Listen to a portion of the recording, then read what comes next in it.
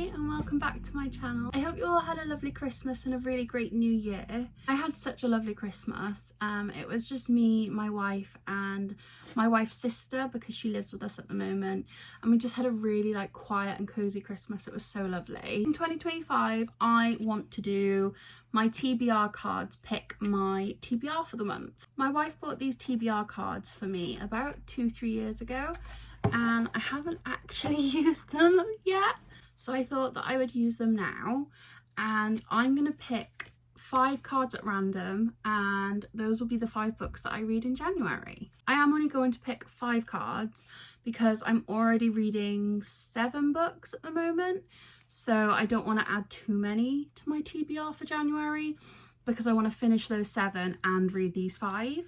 So I'm just gonna kind of get right into it. I've got my TBR cart right next to me and I will insert a clip of this so you can see it. It's a bit messy at the moment and there are a lot of books on it. There are about 100 books on this TBR cart, maybe 60, I'm not too sure. So my first card is, ooh, choose a book whose title starts with a number. I don't know if I have one of them on my cart. So for this one, it's going to have to be One by Sarah Crossman. I haven't really read anything about this book. I don't know what it's about, but I'm going to read the back. Here we are living. Isn't that amazing how we managed to be at all? Grace and Tippy are used to being stared at and sneered at. They're conjoined twins, united in blood and bone. What they want is to be seen as 2 people, to find friendship, acceptance, and maybe even love. But a heart-wrenching decision lies ahead, and soon Tippy and Grace's lives will change in ways they never imagined. Oh, that sounds really lovely. It's written in prose, so that should be actually quite a quick read, but that sounds like such a lovely book. My second TBR pick is choose a book which has become a TV show or a movie. Okay. This one, I think I'm going to go with Percy Jackson and the Battle of the Labyrinth, which is the 4th book in the series. I've read the first 3, onto the 4th one, and these books have become films and is now a TV show. So very excited to read this one. Next we have choose a book which has a yellow cover. For this one, I'm going to read Conversations with Friends by Sally Rooney. This is a book that has been on my TBR for about 3 years. So I moved it to my TBR cart about 2 months ago, hoping that I would read it soon. So this is going to be my book for a yellow cover. I have 2 more to pick. I'm going to pick this one. Choose a book which is the 4th one in from the left side of your bookshelf. 1, 2, 3, 4. That happens to be Last Night at the Telegraph Club. This sounds so good. I'm going to read you the back. 17-year-old Lily Hugh can't remember exactly when the question took root, but the answer was in full bloom the moment she and Kathleen Miller walked under the flashing neon sign of a lesbian bar called the Telegraph Club. America in 1954 is not a safe place for 2 girls in love, especially not in Chinatown. Red Scare paranoia threatens everyone, including Chinese Americans like Lily.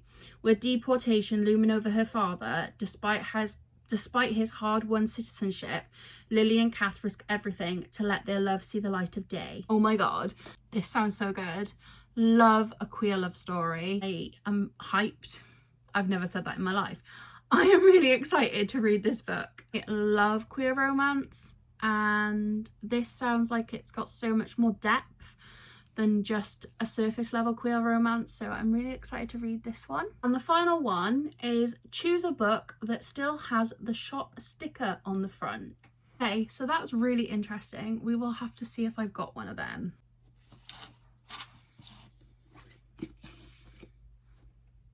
Yeah. For this one, I'm gonna go with Jane is Trying. It doesn't have a shop sticker as in a price, but it does have a signed by the author shop sticker. So I'm going to count that. This is what Jane is Trying is about. Jane is trying. She has been trying for a baby with increasing desperation as her 30s sail by. Now she's trying to make a new start back home with her overprotective, charade-obsessed parents, having left her career and cheating fiance behind in London. And she's trying to she's trying to convince herself she didn't leave the front door unlocked or the gas on. Jane's not anxious. She just wants to make sure 100% that nothing bad's ever going to happen to her. With an increasing load on her plate, friends and family who think if she only listens to them, she'll have a perfect life, and a brain which questions every decision she's ever made, can Jane conquer her demons and step forward on her own? This sounds right up my street. It's like my perfect book. I am so excited to read this. So these are my picks for January. I'm very excited. I've got a good range of books here. I will come back to you at the end of the month to give you a review on them all. I have tried to make this video a little bit short and sweet, just because the lighting's not great. It is nighttime and I'm doing this with the big light on and the lamp on, just to give me a bit of better lighting. I would love to know what you're planning to read in January, and if you've read any of these books, I'd love to know what your thoughts are, and I shall see you again soon. Bye!